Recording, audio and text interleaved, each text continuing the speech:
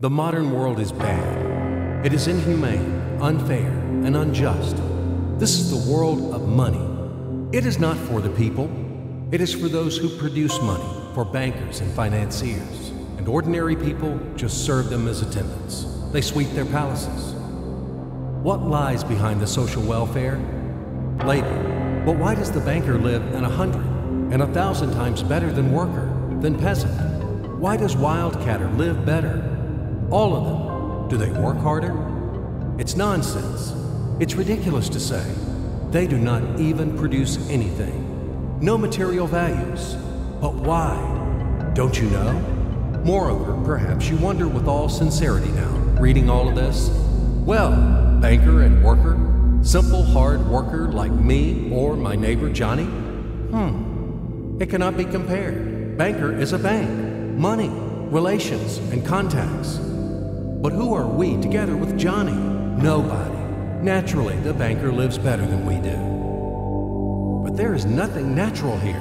The point is that everyone got used to this state of affairs, and they took it for granted. As a matter of course, a banker has to live better, and it cannot be otherwise. But it may be otherwise. So why? Why does a banker work less, but live better? Better than worker or miner? However, intuitively, you've got the answer by yourselves. Because the banker is a bank. Money. Exactly, money. This is the whole point, the cornerstone. And about them, about the money, we should talk more in details. So, what is money? Have you ever thought about it? The calculation tool, the measure of labor? As we are told from childhood, almost from the cradle, we have to work, work, and work. The money won't fall down from the sky. They should be honestly and hardly earned, etc., etc., etc. Sounds familiar, doesn't it? Familiar ad nauseum. Say it, by the way, to Abramovich, who honestly and hardly earned all his billions. Just for fun, say how to earn money honestly. You will laugh to death. Yes, we have to work, but what should we expect in the end? A small pension and half-starved old age? Poverty. You have spent all your life working on some oligarch. You have been taken away all your power, energy, and health. You've been squeezed like a lemon. And after that, you've just been thrown into the dustbin as the fulfilled material. Is this necessary? But this is the reality, horrific reality of modern society. This is what we should all expect in the end, almost certain. Everything ends up this way for the vast majority of people in today's world, as it ended up for their mothers, fathers, grandmothers, and grandfathers, as it will end up in the present state of affairs for their children and grandchildren, great-grandchildren, then in turn for their children and grandchildren, and so on. The way of the world. Why? All of this is wrong, unfair. It must not exist. Why do some people have to have everything, but others have nothing? Why do some people walk in golden slippers, but the others barely make ends meet? They don't know how to feed their children, although all of them work honestly. Why does it happen? After all, we are the people, the brothers. We are equal, aren't we? Then why? Because there is a lie around us. A huge, continuous, monstrous lie. Do not believe anything that is broadcasted daily on TV by satiated and well-groomed masters of life. And people are not working. And the money is not even a measure of labor. All of this is an insolent and shameless lie. Lie, lie, lie, and lie once again. It is the news which is hung on your ears. Why do they do this? Just to make it easier to manage people. So you are oligarch now, or even an ordinary worthless deputy. Are you equal with others? In what? You live in a different way, eat in a different way, and rest in a different way. In one day, he spends more than you spend in a year. His wife doesn't even get out of Kosovo. And yours? He is treated in the best Swiss clinics. And what about you? his children and yours. Have you compared? Well, where is your equality? Perhaps you are equal in rights, aren't you? Oh, I forgot about the rights. As it is written in our Constitution, isn't it? By the way, there are a lot of things written on the fence, too. Nice and intelligent things. Read in your spare time. You will be inspired by these things. And what kind of equal rights do we have with the oligarch or the banker? I'm just curious. Right to work? Well, we have such a right in our country. Nobody argues. Work hard for the benefit of... You work hard at the factory, and he, soon quickly, as they say, to each his own. The right to elect and to be elected. Well, you can elect, of course. You're welcome. Just vote. No matter how people vote, most important, how these votes are counted. And what about to be elected? Are you going to be elected somewhere? Do you have the money for that? Gold reserve for the election campaign? No? So breathe smoothly and relax. Come back to your factory. Continue to work hard. And do not rock the boat. The feast of life is not for you. It is for those who are more equal than you. What else is there? However, it is not the essence. There is no sense for further continuation. I hope everything is already clear. What kind of equal rights you both have, and who are more equal. It is all about universal equality and fraternity. It is figured out, I think. Now we move on to the money. We won't talk about the measure of labor. These are fairy tales for idiots. Money is not any measure of labor. Otherwise, you would live like a lord, or maybe you don't work too much. I don't know. But what is money? Shackles, fetters, chains, durable and unbreakable chains holding the slaves in subjection more reliably than any steel. What are slaves in the 21st century? Do you ask me? What slaves? You and me, all around. You, me, him, her, all of us. We are all slaves, slaves of money. More precisely, we are slaves of those who print the money. We are slaves of our masters. Nothing has been changed at all during these centuries on earth. Oh, ho, ho, we live so far in the slave system. Only outwardly, everything has become more decent, more delicate, and more sophisticated. Our shackles are no longer heavy, rusty, and steel. They are invisible and weightless now. They don't seem to exist. You can go wherever you want. You can do whatever you want. You are free. But in fact, the shackles still exist. And damn, you are not free. Freedom is an illusion. Money, that's the point. Well, where can you go without money? It is not the Stone Age today. You cannot live in a cave. You cannot dress yourself in animal skins. And you cannot hunt for mammoth. And where are they, these damn mammoths? You need a house, clothes, food. And this is all about money, money, money. And once again, money. After all, everything around is just for the money. You cannot make a single step without them. But where do you find the money? That's right, you have to earn them. Do you hear? Clatter of chains, whistling of the whip, and shouting of overseers. Have you ever thought that it is immoral to sell yourself? That it is a kind of prostitution to sell your own strengths, brain, time? What is the difference from the selling of your own body? Yes, but will you object that people have to work? If everybody would stop doing their jobs, what's going to happen then? We will resettle to the caves again, and we will get dressed in animal skins, won't we? That's right. Everything is right. It is very reasonable, logical, and easy to understand. As ABC, even I understood. That's what I'm talking about. Nothing has been changed at all during all these centuries on Earth. And these convincing arguments could be heard for sure in slave society, when the slaveholders had been trying to make understand their obstinate, blunt slaves who didn't want to work for them that it is necessary to work hard. Stupid slaves! And later, quite recently, in historical times, the landlords told their serfs, after all, if you stop to work, to plow, to sow, and reap, what's going to happen then? Our society will collapse, and we will die of hunger. We will run wild. Yes, it is necessary to work, to create something useful for the society. Otherwise, society will degrade and die. But firstly, we have to work voluntarily, not for a bowl of soup, and not only in order to survive. We have to do what we like to do. And secondly, if something, once it is necessary to work, it is necessary for everyone. All people are equal, aren't they?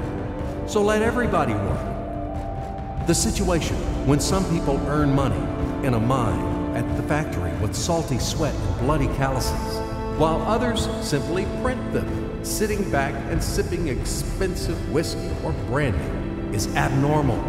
Such a situation is not acceptable in principle, and there are no explanations and no excuses to this state of affairs. Absolutely. Money is just paper, candy wrappers. They are not backed by anything tangible, and according to that, money is simply drawn. Is printed. And these candy wrappers are distributed among the slaves as wages for labor. When the slaves are given an extra wrapper, it means their salary is increased, and they are happy. Are you shocked? Alas, c'est la vie. It is our bitter reality. How is the financial world organized? It is a pyramid.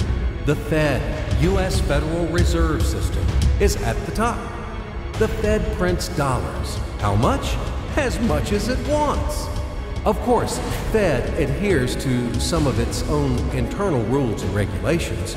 It tries, for example, not to print too many dollars to prevent complete devaluation of the currency, etc., etc. But in principle, Fed can print as many dollars as it wants. At least, there are no external limitations for that. Absolutely, the U.S. Fed is guided solely by the reasons of expediency. The lower levels of the global pyramid are the central banks of different countries. All other local national banks are situated on even lower levels.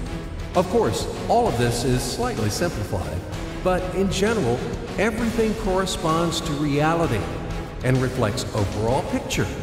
Why do we need banks? Speaking figuratively, banks play the role of blood vessels in the social organism. Through these vessels, the money, blood, from the heart, the central bank, enters to all its organs. Money, blood, wash these organs. They bring life to them. It's not me. You can find this information in any textbook on economics. In which connection dollars are mentioned here? In what relation does the Fed have to us, sinners? The most direct relation to us, I'm telling you. After all, dollar is the global currency. Don't you know this? Let's say Russian Central Bank, one little proud bird, cannot print rubles without permission of U.S. Fed. Absolutely not.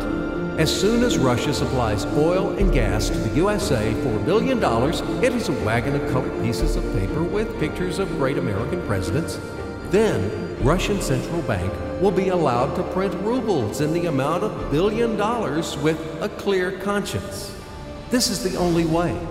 Otherwise, Russia will be expelled from the IMF, and in general, the ruble won't be a freely convertible currency. But let it be. This is the topic for another conversation. Check my site later. Do not get distracted. Let's come back to the pyramid.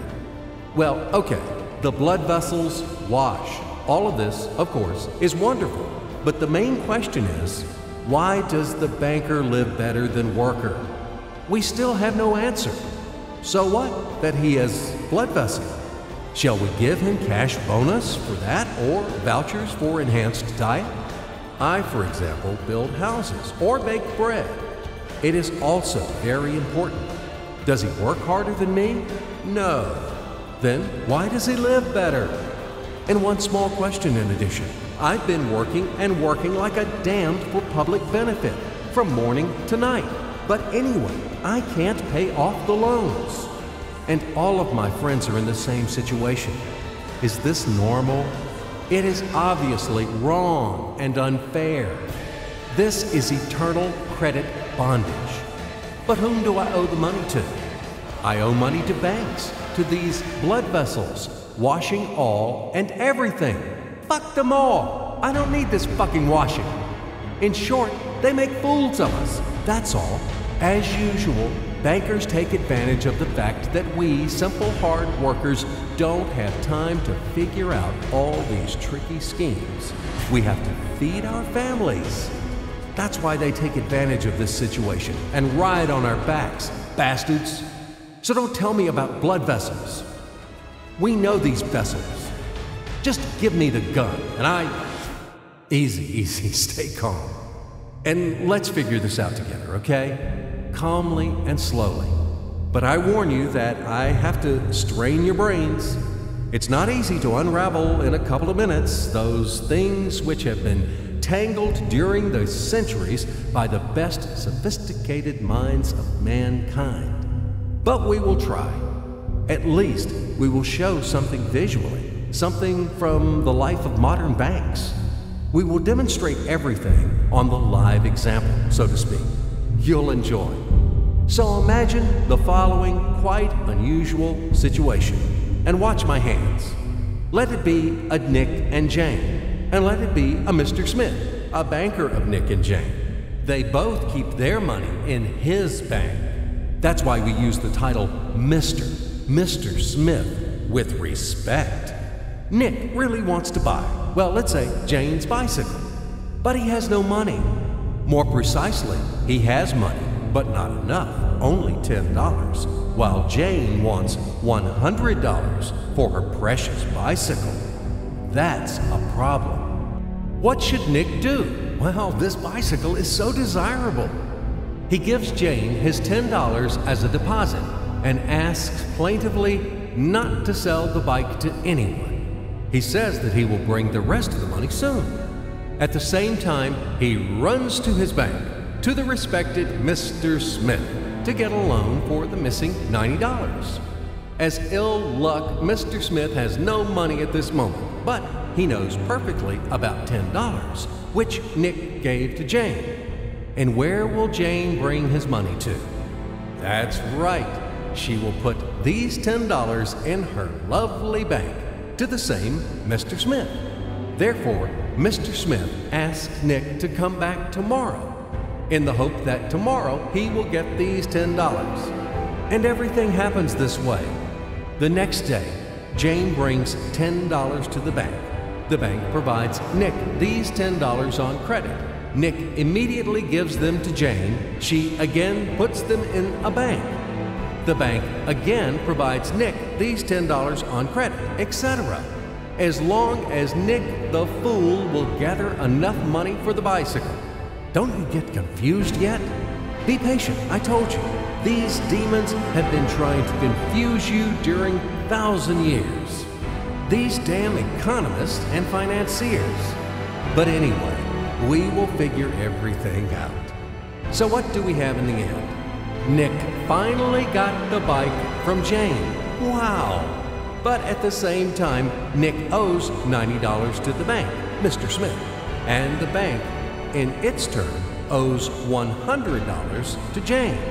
In other words, those $10, which existed initially, have magically turned into $200, $190 of debts plus real $10. But these $10 would also turn into $1,000, even in a million or a billion, if Nick would make a more expensive purchase. In this case, our $10 would make the increasing number of its cycles, circuits from hands to hands. That's it.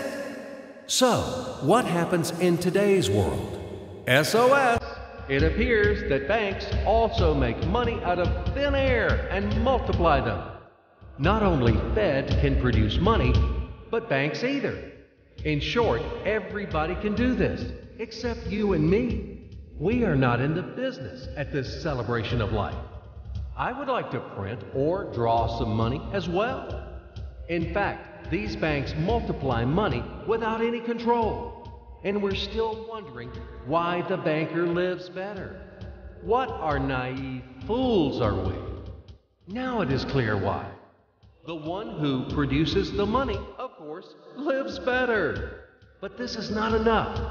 From this moment, poor Nick will never be able to repay his debts owed to the bank, no matter how hard he would work. Silly Nick doesn't know it yet, that he's in slavery to the bank, in credit bondage forever, because those $90 which he owes to Mr. Smith do not exist in nature at all. Sly Mr. Smith made his money out of nothing. He created them out of thin air, just one click. And $10 turned into $200. Yes, but you can object reasonably that the bank itself owes $100 to Jane, and it turns out that bank is in credit bondage to Jane, and it won't be able to repay its debts owed to Jane either. So where's the bank's profit? What's the trick? Ha! You ask what the trick is. The trick is in the fact that bank has a lot of such Janes, thousands and millions, and they will never come for their money all at once. If one Jane comes, the bank will return her the money of 10 other depositors. That's it. It means that the bank's debt is dangerous and not burdensome. In fact, bank's debt is virtual. It exists only on the paper or in the computer program. It will never be repaid in reality, only in case a panic happens, when frightened depositors suddenly will come for their money all at once. Or maybe, do you know any other reason why banks go bankrupt from time to time? Here's why. Because there are not enough money for all depositors. There is 90% of thin air in the bank vaults. Just a lilac fog.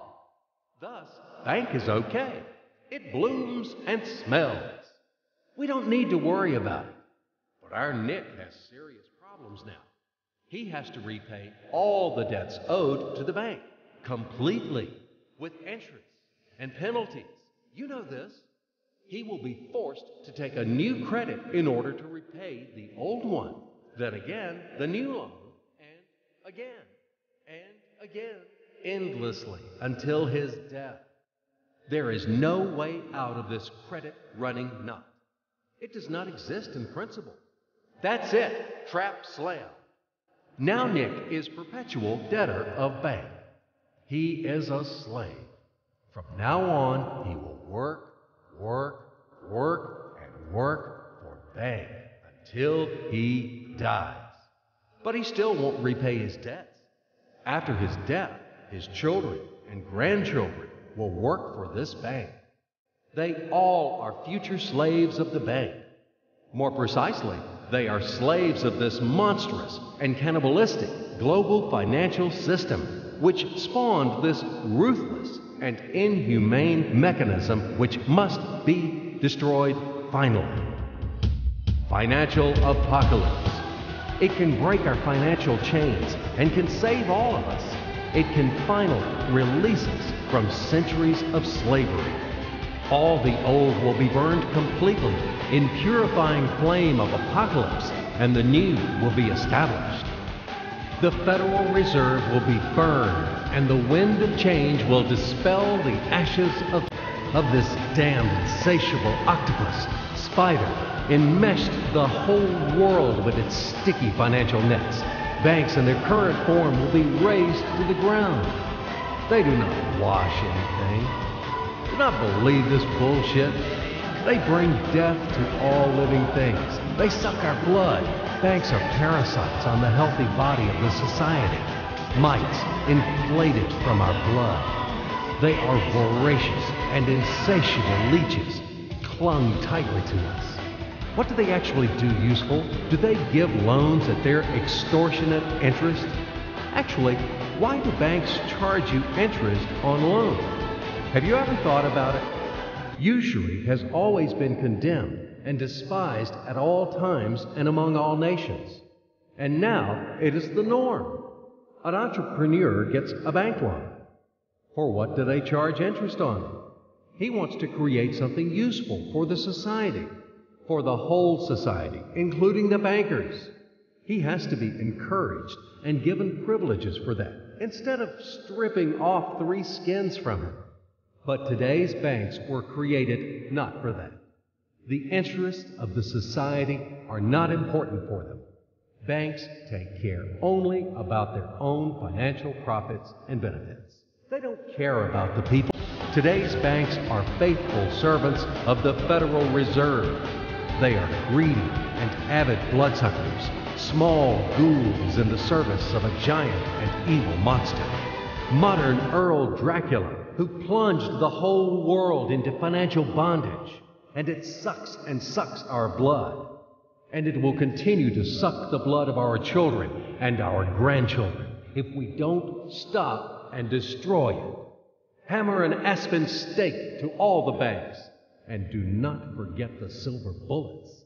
Apocalypse, only financial apocalypse. We have no other choices. We are not slaves. We are the people, and we choose freedom. And this freedom is already on the threshold. Now, with the advent of MMM, financial apocalypse is inevitable. From now on, it's just a matter of time.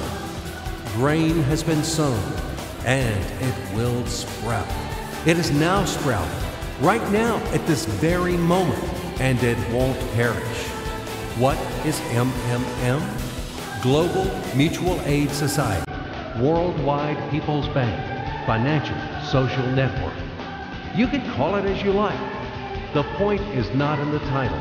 The point is that it is a voluntary and formal network of millions of people across the earth, people who rose up against financial slavery. They decided to declare war on the Fed and other banks and to win this war. In order to achieve this goal, they combined their money together. And it doesn't matter that separately their savings are not big. But there are a lot of people in MMM, millions, and together it is a tremendous force, invincible force, and this force is growing with each passing day. Indeed, due to what do the banks exist? Due to the oligarchs and the billionaires? No, they exist due to the same ordinary people who keep their meager savings in banks. MMM really knocks the bottom out of banks, opening people's eyes. Why do people keep their money in banks? Because there is no alternative. Banks are monopolies. Where should people bring their money? Like Jane, to Mr. Smith only? Not in this bank, so in another one? Not to Mr. Smith, so to another banker? His name will be Mr. Johnson. But anyway, it's the same shit. All of them are tarred with the same brush. All of them are native kids of kind and solicitous mother spider named Fed. They are little spiders. And now we have finally an alternative. MMM. It's yours. People help each other here. Today you have helped. Tomorrow you will be helped back. That's the principle of MMM. Do you want a fat banker to buy another limousine or another villa for your hard money? Do you want to become the next Nick or the next Jane? Do you want to be the next slave? It's better to join MMM and let your money help those who are in need right now. Low-income person, disabled person, pensioner, or mother of many children. Love thy neighbor, help him. MMM is a kind of giant common savings where all the people put their money in, and then they take them back as much as needed, as much as they need at this very moment. They do not seize, but they just take. In fact, a human being doesn't need a lot of money. It is only important the awareness that he has them. The only thing that is really necessary for everyone is the confidence in the future. MMM just gives this confidence to people. It gives the feeling of complicity, that you are not alone. You will always be helped in tough times. You won't be left alone. MMM is the unit of a new society, a brighter and cleaner society.